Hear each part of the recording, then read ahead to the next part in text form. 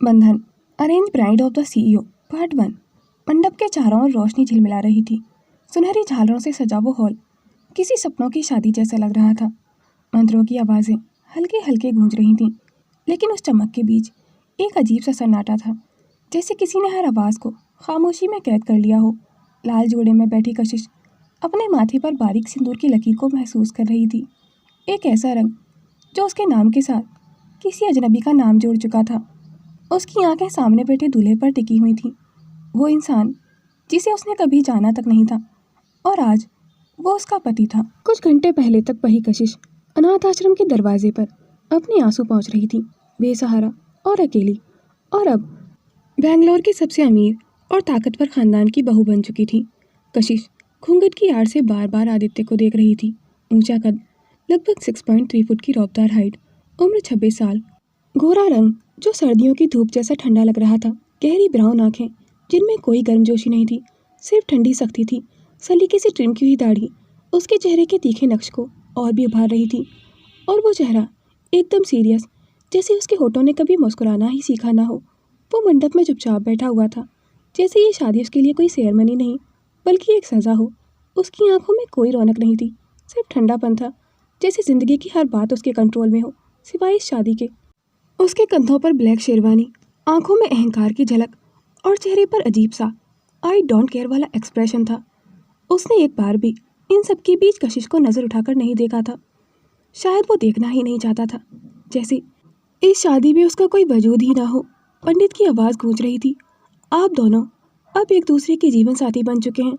वो पल जो किसी लड़की के लिए सपनों से भरा होता है, उसके लिए बस एक ठंडी हवा का झोंका बन गया था। उसने चुपचाप अपने गले में पड़े मंगलसूत्र को छुआ और धीरे से अपनी आंखों में आए आंसुओं को पोंछ लिया था। अगले ही पल आदित्य अग्निवंशी अचानक अपनी जगह से उठ खड़ा हुआ था। उसके खड़े होते ही मंडप में खड़े लोगों की सांसें थम गई थीं और कुछ के चेहरे पर गहरी मुस्कान थी। आदित्य ने एक झटके से अपनी गले की वरमाला को पकड़कर खींचा। फूलों की डोर टूटी और कुछ गुलाब की पंखुड़ियां नीचे गिर पड़ी थीं। सबकी नज़रों के सामने उस वरमाला को उसने मंडप में फेंक दिया था।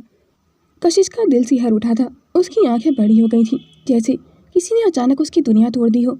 रविशंकर अग्निवंशी जो सामने ही बैठे हुए थे, अपनी छड़ी का सहारा लेते हुए जल्दबाजी में उठे। आदित्य, ये क्या कर रहे हो तुम? उनकी आवाज़ में सख्ती से ज़्यादा दहशत थी। आदित्य ने बिना एक पल गवाए अपनी कलाई की घड़ी देखी, जैसे पूरी शादी उसके लिए सिर्फ एक टाइम वेस्ट हो। उसके होठों पर एक बर्फीली झुंझलाहट उभर कर तुरंत मिट गई थी। उसने मुड़कर रविशंकर की ओर देखा और गहरी आवाज़ में बोला, आपकी पसंद की हुई लड़की से शादी कर चुका हूँ मैं। उसका हर शब्द ठंडा, साफ और तीर जैसा सीधा था। अब इससे ज़्यादा मुझसे कोई उम्मीद मत रखिएगा आप। मंडप में सन्नाटा छा गया था। कशिश वहीं बैठी रह गई थी। घूंघट के पार सब कुछ धुंधला था। उसकी सांसें तेज थीं। दिल जैसे सवालों से घिरा था। क्या उसकी नई जिंदगी की शुरुआत यहीं खत्म हो गई थी? और ठीक इसी दिन कुछ घंटे पहले बारिश की बूंदें अनाथ आश्रम की जर्जर छत से रिसते हुए जमीन पर गिर रही थी। आश्रम की दीवारों पर पेंट की परतें झड़ चुकी थी। लकड़ी की खिड़कियां पुरानी होने की वजह से चरमरा रही थी। बाहर का आंगन मिट्टी से सना हुआ था और उसमें नन्ही सी बिल्ली का बच्चा ठिठुरता हुआ पड़ा था। आसमान से गिरती हर बूंद मानो उस छोटी सी जान को कांपती सांसों पर चोट कर रही थी। और उसी मिट्टी में भीगी जमीन पर घुटनों के बल बैठी थी कशिश। उसके माथे पर भीगे बाल चिपके हुए थे और उसने अपनी आंचल से अपनी बिल्ली को ढक रखा था। प्लीज़ प्लीज़ तुम मरना मत। उसकी आवाज़ किसी बच्चे की तरह कांप रही थी। वो बार बार अपनी हथेलियों से बिल्ली के गीले शरीर को रगड़ रही थी और अपने गाल से उसे सटाकर गर्भाहट देने की कोशिश कर रही थी। कशिश! पीछे से एक तीखी आवाज़ गूंजी। आवाज़ में प्यार नहीं बल्कि हुक्म और चिढ़ थी। सीढ़ियों से नीचे आती मोटे फ्रेम का चश्मा लगाए मिसेस राव, आश्रम की केयर टेकर, उसके सामने खड़ी हुई थी। उनका चेहरा गुस्से से लाल था। कितनी बार कहा है तुझे, जानवरों को यहाँ मत लाना। वो झपटकर कशिश की ओर बढ़ी। ये आश्रम है, कोई चिड़ियाघर नहीं। कशिश ने सहमते हुए बिल्ली को और कसकर अपने सीने से लगा लिया था, जैसे कोई उसका आखिरी सहारा हो। वो बीमार है मैडम, अगर बाहर रही तो मर जाएगी। उसकी आंखों में आंसू और बारिश के पानी के बीच फर्क नहीं किया जा सकता था। बस बहुत हो गया। मिसेस राव ने जोर से उसका हाथ पकड़ा और उसे खींचते हुए दरवाजे की तरफ घसीटने लगी थी। आज तेरे 18 साल पूरे हो गए हैं, अब तू यहाँ की जिम्मेदारी नहीं है, समझी? सुबह से 2 बार तुझे आश्रम से बाहर फेंक चुकी हूँ और तू बार बार आश्रम में वापस आ रही है। नहीं प्लीज़, मैं कहीं नहीं जाऊँगी, कशिश ने उनका हाथ पकड़ते हुए कहा। लेकिन अगले ही पल कशिश जमीन पर घुटनों के बल गिर गई थी। बारिश उसके ऊपर बरस रही थी। मैं कहाँ जाऊँगी मैडम? उसकी आवाज़ घुटी हुई सी निकली थी। तुझे यहाँ से जाना ही होगा। मिसेस राव ने एक ठंडी कठोर सांस ली और दरवाज़ा खोला। बारिश बाहर कहर बनकर बरस रही थी। उन्होंने जोर से धक्का दिया और एक छोटा सा बैग भी बाहर फेंक दिया था। और कशिश अपनी नन्ही बिल्ली को सीने से लगाए कीचड़ में गिर गई थी। बाहर का आंगन अंधेरे में डूबा हुआ था। सिर के ऊपर गहरे बादल गरज रहे थे, कपड़े भीग चुके थे, उसके हाथ कांप रहे थे। उस रात उसने पहली बार महसूस किया था कि उसके पास कोई घर नहीं है। फिर भी उसने अपनी बिल्ली को अपने दुपट्टे में लपेटा और उसे ऐसे थामे रखा जैसे दुनिया में उसके पास और कुछ ना हो। बारिश अब और भी तेज हो गई थी। कीचड़ में भीगी जमीन से उड़ती ठंडी हवा उसके भीगे बालों में उलझ रही थी। कशिश ने कांपते हाथों से नन्ही बिल्ली को सीने से और कसकर लगाया और फिर धीरे धीरे अपनी नीली आंखें उठाईं। बारिश की बूंदें उन आंखों में चमक रही थीं, जैसे किसी नन्हे समुंदर में तूफान उठ खड़ा हुआ हो। उसकी आवाज़ भीगते पत्तों की तरह थरथरा रही थी। मैडम, मैं कहाँ जाऊँगी? गालों पर बहते आंसू और बारिश अब एक हो चुके थे। मेरा घर तो यही है ना, यही अनाथ आश्रम? मिसेस राव ठंडी नज़रों से उसे देख रही थी। उनके चेहरे पर कोई नरमी नहीं थी, बस बेरुखी थी। कशिश ने अपने हाथ को उनके आगे फैलाते हुए कहा, मैडम, आप चाहें तो हमेशा की तरह गलती करने पर सज़ा दे दें, पर मुझे अनाथ आश्रम से नहीं निकालिए। कशिश की आवाज़ बारिश में भी साफ सुनाई दे रही थी, टूटी हुई, अकेली, लेकिन उसके शब्दों में वो गहराई थी जो किसी ऐसे इंसान में होती है जिसने बहुत कम उम्र में बहुत कुछ झेला हो। दरवाजे के पास खड़ी मिसेस राव के चेहरे पर कोई भाव नहीं था, लेकिन उनके पीछे से झांकते हुए कुछ मासूम चेहरे थे।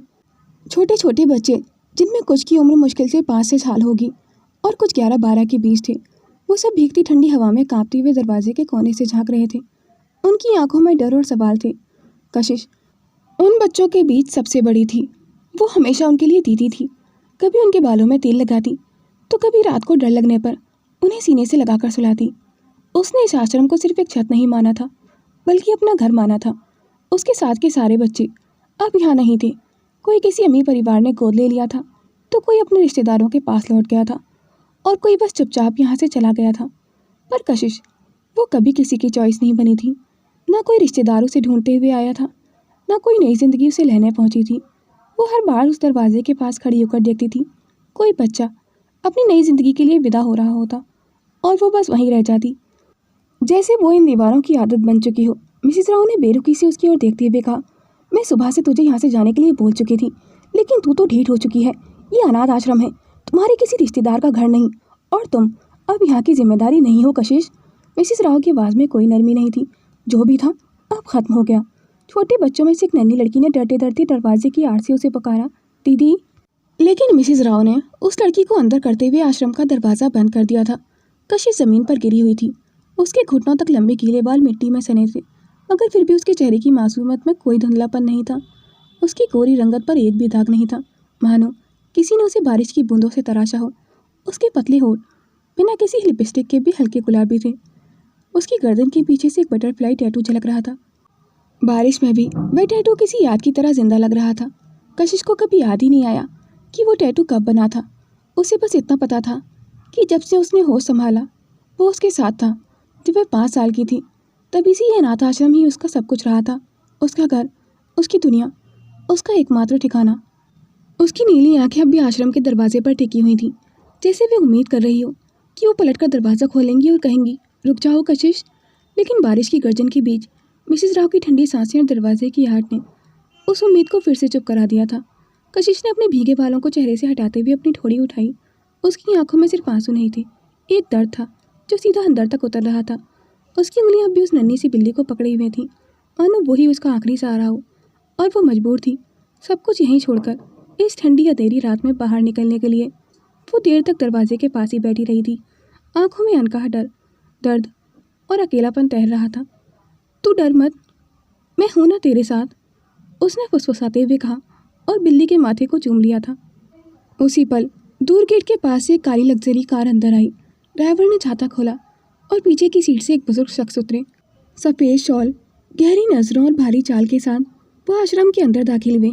उनकी निगाह जैसे ही कशिश पर पड़ी, भीगे आंगन में बैठी सीने से बिल्ली को लगाए ठिठुरती उस लड़की पर, उनके चेहरे पर कुछ अजीब सा ठहराव आ गया था। दादाजी, अंदर चलिए, भीग जाएंगे। पीछे से एक लड़के की आवाज़ आई, लेकिन बुजुर्ग वहीं रुक गए थे। बारिश उनके कंधों पर गिरती रही थी, मगर उनकी नज़रें नहीं हटी थीं। उनकी आंखों में एक अजीब सा ठहराव था, जैसे वो इस पल का बरसों से इंतज़ार कर रहे हों। यही है वो लड़की, उन्होंने धीरे से कहा। लड़के ने थोड़ा चौंक कर दादाजी की तरफ देखा। उनकी आवाज़ में एक अजीब सी कपकपाहट थी। जी दादाजी। उसने जल्दी से अपनी फाइल खोली और कागज़ों को बारिश से बचाते हुए बोला, रिपोर्ट्स के मुताबिक यही है वो लड़की जिसे आप ढूंढ रहे थे। बुजुर्ग की नज़रों में कोई हिचक नहीं थी, बस गहराई थी, जैसे किसी बीती जिंदगी की परतें उनके सामने खुल रही हों। कशिश ने उस आवाज़ को सुना उसने धीरे से अपना सिर उठाया। बरसते आसमान के नीचे उसकी नीली आंखें और भी गहरी लग रही थीं, जैसे किसी झील में तूफान हो। वो कुछ पल तक उन्हें देखती रही और फिर अपने गीले बालों को कान के पीछे करने लगी थी, जबकि उसकी उंगलियां अभी बिल्ली को मजबूती से पकड़े हुए थीं। बुजुर्ग एक एक कदम बढ़ाते हुए उसकी ओर आए और वो लड़का छाता उनके सिर के ऊपर किए उनके पीछे चल रहा था। लेकिन हवा और पानी की तेज बूंदों के बीच वो सफ़ेद शॉल भीग चुकी थी, मगर उन्हें जैसे परवाह ही नहीं थी। वो कशिश के ठीक सामने जाकर रुक गए थे। कशिश थोड़ा पीछे खिसक गई थी। उसके चेहरे पर डर नहीं था, लेकिन वो अजनबी नज़रों के बीच अपने आप में सिमट गई थी। बुजुर्ग कुछ देर उसे देखते रहे, फिर झुककर उसकी आंखों के बराबर आए।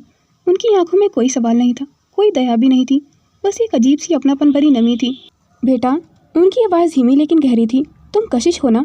कशिश के होंठ हल्के से खुले, जैसे भी कुछ बोलना चाहती हो, लेकिन शब्द गले में ही अटक गए थे। उसने सिर हिलाने की हिम्मत भी नहीं की थी, बस अपनी नीली आंखों से उन्हें देखा।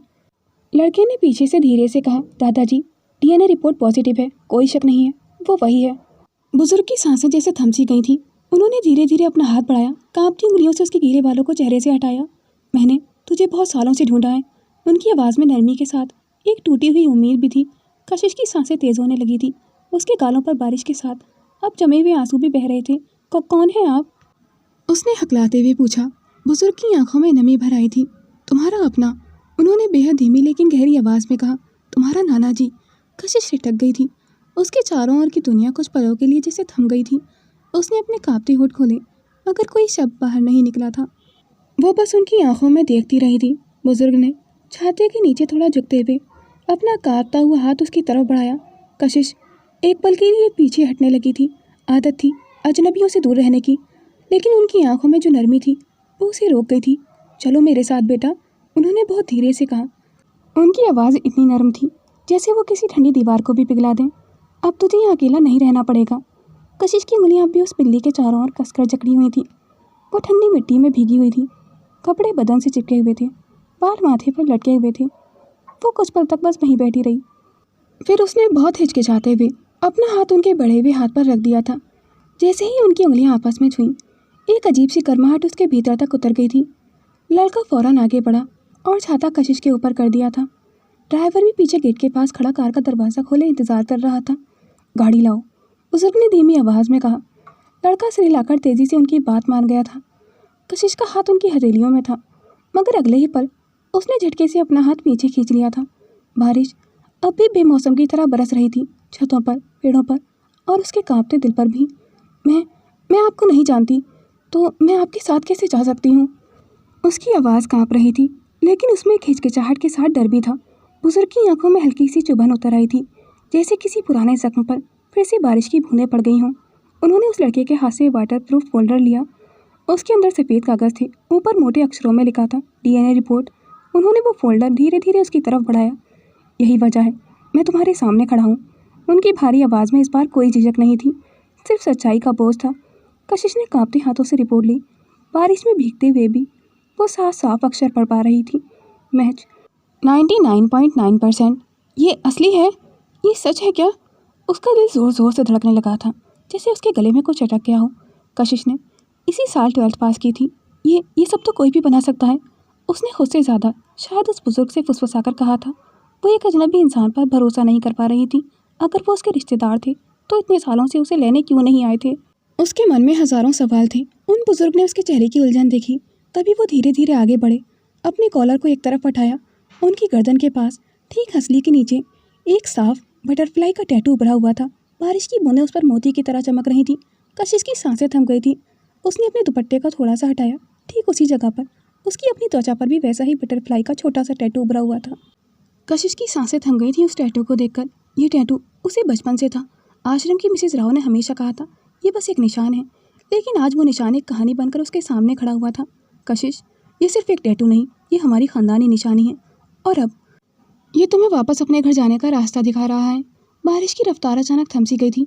बुजुर्ग ने उसके सिर पर हाथ फिरते हुए कहा। कशिश ने सिर हिलाया थोड़ी देर के लिए, फिर उसने हिचकिचाते हुए कहा, लेकिन मैं आपको नहीं जानती हूँ। मैं यहाँ अकेली पड़ी हुई हूँ। मैं कैसे? उसकी आवाज़ अब भी काँप रही थी, लेकिन कहीं ना कहीं उसके शब्दों के अंदर छुपी मासूम उम्मीद भी झलक रही थी। बुजुर्ग आदमी अभी वहीं खड़े थे, बारिश में भीगते हुए, लेकिन उनकी आंखों में अभी वही नरमी थी। तुम चाहो तो मना भी कर सकती हो कशिश, उन्होंने धीमी आवाज़ में कहा, लेकिन अब तुम अकेली नहीं हो कशिश। वो नाम उन्होंने जिस स्नेह से लिया था वो किसी ने कभी नहीं लिया था। कशिश की नज़रें आश्रम के उस दरवाजे पर टिक गई थी, वही दरवाज़ा जिसके पीछे उसने ज़िंदगी के अनगिनत साल गुजारे थे। हर कोना, हर आवाज़, हर चेहरा उससे जुड़ा था और अब वो उन सबसे दूर जा रही थी। मिसेस राव खिड़की के पीछे से ये सब देख रही थी। उन्होंने कशिश को खुद उनके हैंड ओवर किया था। वो जानती थी रविशंकर अग्निवंशी कितने अमीर इंसान हैं। सारी फॉर्मेलिटीज़ पूरी करने के बाद वो कशिश को अपने साथ ले जा रहे थे। छोटे छोटे बच्चे कशिश को जाते देखकर रो रहे थे, पर मिसेस राव के चेहरे पर कोई भावना नहीं थी, बस वही पुरानी ठंडी नज़रें। बुजुर्ग ने उसके कंधे पर हाथ रखा। कशिश का गला रुंध गया था। उसने धीरे से अपनी नन्ही बिल्ली को सीने से लगाया और खामोशी से उनकी गाड़ी की ओर बढ़ गई थी। हर कदम के साथ कीचड़ में उसके पैरों के निशान छूटते जा रहे थे, जैसे वो अपनी पुरानी ज़िंदगी यहीं पीछे छोड़ती जा रही हो। बिल्ली ने उसकी हथेली में अपना सिर रगड़ा और उसके अंदर छुपने लगी थी। ड्राइवर ने दरवाज़ा खोला। बुजुर्ग ने अपने शॉल का एक हिस्सा उसके कंधों पर डाल दिया था। भीगे बदन में वो कपड़ा किसी गर्म स्पर्श जैसा लग रहा था। गाड़ी में बैठते ही कशिश ने एक आखिरी बार मुड़कर आश्रम को देखा, जहाँ उसे कभी अपनाया नहीं गया था, लेकिन जहाँ उसने अपनी पूरी मासूमियत छोड़ दी थी। गाड़ी का दरवाज़ा बंद हुआ। इंजन की आवाज़ के साथ पहिए कीचड़ में घूमे और वो काली लग्जरी कार धीरे धीरे आश्रम के गेट से बाहर निकल गई थी। कार धीरे धीरे एक आलीशान मेंशन के सामने रुकी। बाहर से वह जगह किसी 7 स्टार होटल जैसी लग रही थी। साफ सुथरी कांच की खिड़कियाँ, चिलमिलाती लाइट्स और बड़े बड़े स्तंभों के बीच सफ़ेद फाउंटेन। पानी की बूंदें छिड़क रहा था। बगीचे में लाल रंग बिरंगे फूल और हरे लॉन पर बरसात की बूंदें चमक रही थीं। कशिश की नीली आंखें चौंधिया रही थीं। वो अभी तक अपने जीवन में इतनी शान और वैभव नहीं देखी थी। उसने गहरी सांस ली। बिल्ली को अभी भी सीने से लगाए हुए थी और धीरे से दादाजी की ओर देखा। बुजुर्ग ने उसका हाथ थामते हुए कहा, चलो। कशिश ने हिचकिचाते हुए कदम बढ़ाया। जैसे ही वे मुख्य दरवाजे की तरफ बढ़ी, उसकी नज़रें आसपास घूमी। वो देख रही थी कि हर कोना, हर लाइट, हर सजावट उसकी नज़रों को चकाचौंध कर रही थी। तभी उसकी आंखों के सामने कुछ लोग खड़े हुए। उनकी नज़रों में एक अजीब सी खिलखिलाहट और उसकी मासूमियत पर हंसी झलक रही थी। उन्हें देखते ही ऐसा लगा जैसे वे कशिश की असली पहचान और बचपन की मासूमियत पर हंस रहे हों। कशिश ने अपनी बिल्ली को और कसकर पकड़ लिया था। जैसे ही उसने चौखट पार की, हल्की सी ठंडी हवा उसके चेहरे से टकराई। वह धीमी चाल से बिल्ली को सीने से लगाए अंदर कदम रख रही थी। तभी बगल से 2 लड़कियां चटक लाल लिपस्टिक लगाए, छोटे टॉप और चमकदार मिनी स्कर्ट पहने तेजी से आईं। उनके हाथ में महंगे क्लच बैग थे और बालों में परफ्यूम की मीठी खुशबू फैली हुई थी। उनकी नज़रें पल भर में कशिश के फटे पुराने सलवार सूट और मिट्टी से सने कपड़ों पर टिक गई थीं। उनमें से एक लड़की ने नाक सिकोड़ते हुए पूरा सा मुंह बनाकर कहा, यू सो डिस्गस्टिंग। फिर उसने अपने चेहरे को अपनी सहेली रागिनी के कान के करीब ले जाकर फुसफुसाया, ये बहन जी हमारे साथ ही रहने वाली है क्या? रागिनी ने होठों के किनारे चढ़ाते हुए कंधे उचका दिए थे। आंखों में तिरस्कार और हीन नज़रों से उसे देखते हुए बोली, लगता तो है। कशिश ने उनकी हिकारत भरी नज़रों को महसूस करके अपने पैर ज़मीन में और मजबूती से गड़ा लिए थे। तभी ऊपर की ओर से कुछ लड़कों की हंसी सुनाई दी। ऊंची, बेफिक्र और हल्की सी अहंकार भरी 3 लड़के बिल्कुल फिल्मी अंदाज में सीढ़ियों से नीचे उतर रहे थे। उनके कपड़ों से महंगे ब्रांड्स की झलक साफ थी। लेदर जैकेट, खुली कॉलरें और हाथों में चमकती घड़ियाँ, बालों में जेल, हाथों में फ़ोन और चाल में वो अकड़ जो सिर्फ नाम और दौलत से आती है। उनके कदमों की आहट के साथ ही कशिश ने सिर उठाया। उन निगाहों में एक अजीब सी बेमतलब सी तलब थी, जैसे वो किसी तमाशे को देखने आ रहे हों। सबसे आगे वाले लड़के ने दादाजी की ओर देखते हुए होठों पर नकली मुस्कान खींची और दबे स्वर में बोला, या यू सीरियसली ये वही लड़की है? ये किस सड़क छाप लड़की को दादाजी अग्निवंशी मेंशन लेकर आए हैं? बाकी दोस्त की बातें सुनकर हंसने लगे थे। एक ने चुटकी लेते हुए कहा, अब ये मत कहिएगा दादाजी कि ये वही लड़की है जिसे आप इतने सालों से ढूंढ रहे थे। उन तीनों ने आपस में कशिश का मजाक उड़ाते हुए कहा, ओह प्लीज़ बस करो इस बहन जी के बारे में बात करना। उनकी हंसी गूंज उठी थी, मानो दीवार पर टकराकर कशिश के कानों में गूंजने लगी हो, लेकिन उनकी आवाज़ इतनी धीमी थी कि कशिश उनकी बातों को ठीक से सुन नहीं पाई थी। कशिश कुछ पल वहीं ठिठकी रही, चेहरा शांत पर आंखें डरी हुई थी। इतने सारे अनजान चेहरे उसके सामने थे, लेकिन किसी की आंखों में भी उसके लिए प्यार नहीं था। अगर मिसेस राव ने उसे अनाथ आश्रम से ना निकाला होता तो वो कभी यहाँ नहीं आती। उसे समझ ही नहीं आया कि ये अपमान ज़्यादा चुभ रहा है या वह माहौल जिसमें हर हंसी हर शब्द उसे छोटा महसूस कराने के लिए बोला जा रहा था। दादाजी ने उसकी ओर देखा, आंखों में खामोश दृढ़ता थी। उन्होंने बस इतना कहा, यह कशिश है, मेरी बेटी की आखिरी निशानी। आज से इसी घर में तुम लोगों के साथ रहेगी। उनके शब्द धीमे थे मगर पूरे हॉल में फैल गए थे। लड़कों और लड़कियों के चेहरे पर पल भर को हंसी गायब हो गई थी। इस वक्त बाकी सब लोग अपने अपने कमरों में थे। कशिश ने अपनी बिल्ली को थोड़ा सा झुक कर देखा। उसकी छोटी सी आंखें जैसे कह रही थीं, डरना मत, अब ये तुम्हारा भी घर है। दादाजी ने गहरी सांस ली, अपनी छड़ी पर थोड़ा झुके और गंभीर आवाज़ में कहा, जमुना। कुछ ही पल में एक 1.5 उम्र की औरत हाथ में दुपट्टा थामे तेज कदमों से आई। उनके चेहरे पर सालों की वफादारी और अनुभव की लकीरें साफ झलक रही थीं। जी बाबूजी, दादाजी ने कशिश की ओर इशारा करते हुए कहा। इस लड़की को वही कमरा दो जिसमें उसकी माँ रहती थी। जमुना ने सिर झुकाकर कहा, जी बाबूजी, मैंने कमरा सुबह ही तैयार करवा दिया था। कशिश ने चौंक कर दादाजी की ओर देखा। आंखों में सवाल तैर गए थे पर कुछ पूछ ना सकी थी। वह चुपचाप जमुना के पीछे पीछे चलती थी। लंबे कॉरिडोर में झूमर की रोशनी उसके कदमों के साथ कांपती सी लग रही थी। झूमरों की हल्की चमक उसके डर और उम्मीद के बीच झिलमिला रही थी। हर दीवार पर किसी न किसी फेमस पेंटर की पेंटिंग्स थी। जमुना एक बड़े से दरवाजे के सामने रुकी। उसने दरवाज़ा धीरे से खोला और बोली, आइए मैम साहब, यही कमरा है। कमरे में जैसे पुरानी खुशबू अटकी हुई थी, हल्की सी इत्र की और दीवारों पर सन्नाटे की। जैसे ही कशिश ने भीतर कदम रखा, उसकी नज़र सामने की दीवार पर जमी। वहाँ एक बड़ी सी पोर्ट्रेट टंगी हुई थी, एक मुस्कुराती हुई युवा औरत की तस्वीर। कशिश के कदम ठिठक गए थे। उस तस्वीर के चेहरे में कुछ ऐसा था जो उसके अपने चेहरे से हूबहू मिलता था। वो नीली आंखें, हल्की मुस्कान और चेहरे की मासूम लकीरें। उसने धीमे स्वर में कहा, ये कौन है? जमुना ने गर्माहट भरी आवाज़ में जवाब दिया, आपकी माँ, नंदिनी मैम साहब। कशिश ने एकदम शांत होकर तस्वीर की ओर देखा। उसकी आंखों में आंसू भर आए थे। वो नहीं जानती थी कि उसके माता पिता कौन हैं, लेकिन उस पल उस कमरे में उसे पहली बार लगा जैसे कोई उसे अपने सीने से लगा रहा हो। बिना कुछ कहे उसने धीरे से अपनी बिल्ली को बिस्तर पर रख दिया था। कमरे के बीचों बीच जाकर तस्वीर के सामने खड़ी हुई।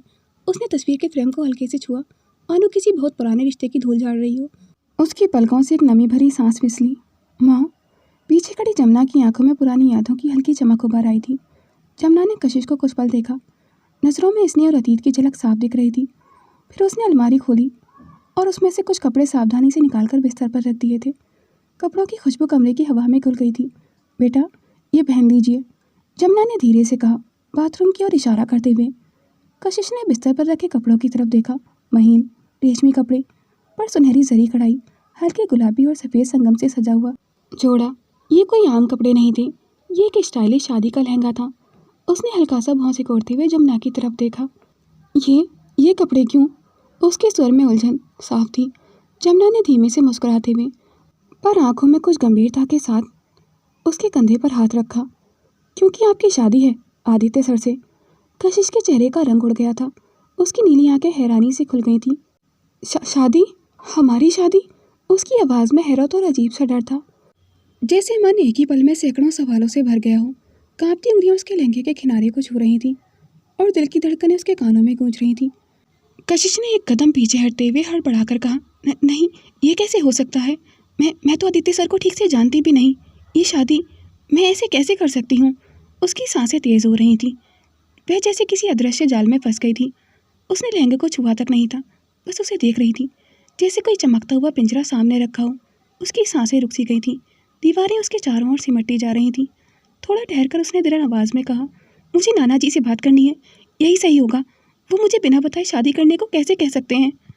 जमुना कुछ पल चुप रही, फिर गहरी सांस लेते हुए बोली, बेटा, नाना जी इस वक्त बहुत बिजी हैं, सारे तैयारियों में लगे हैं।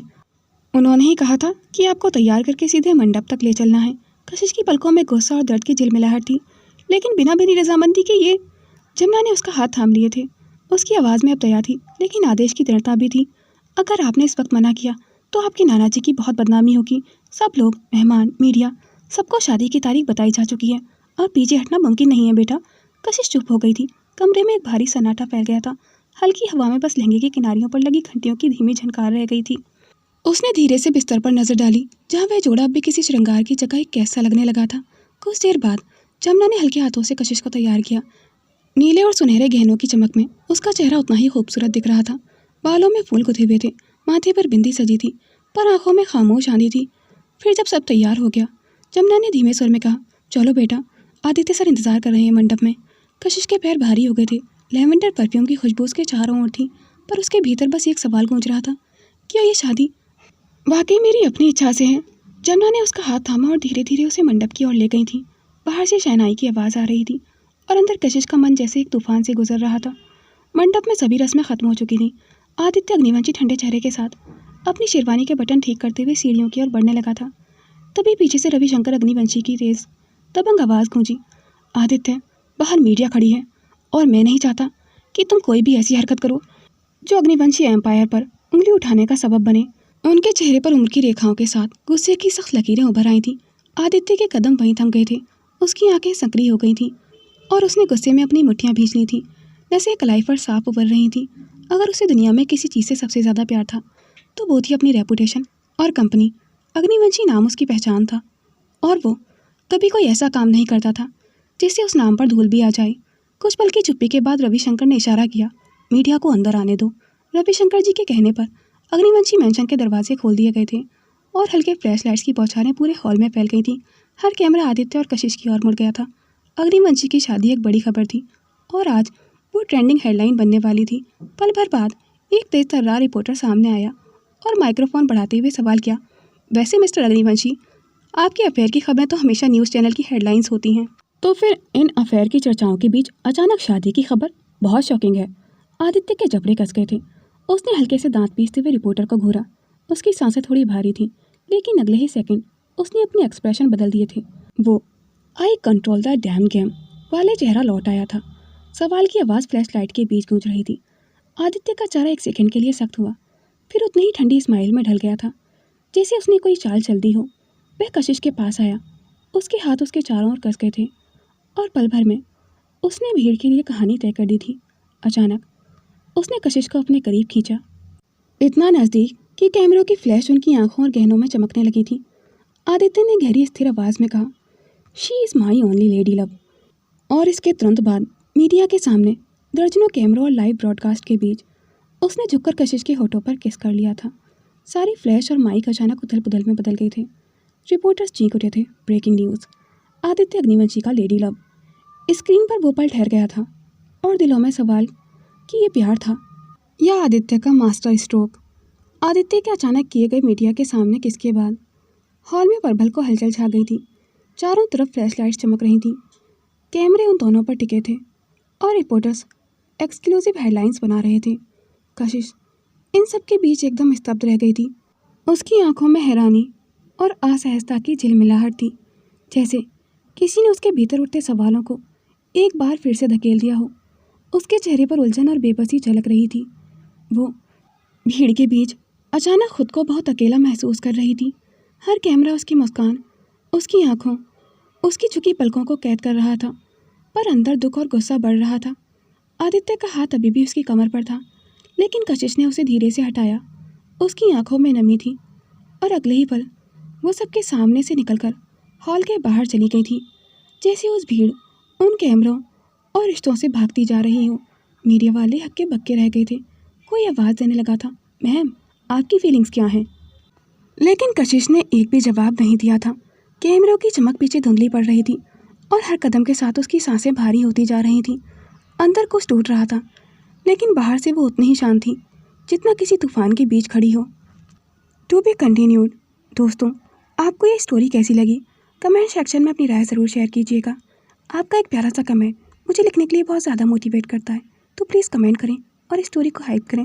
Thanks for watching. Do like, comment and share this video and subscribe my YouTube channel for more interesting videos.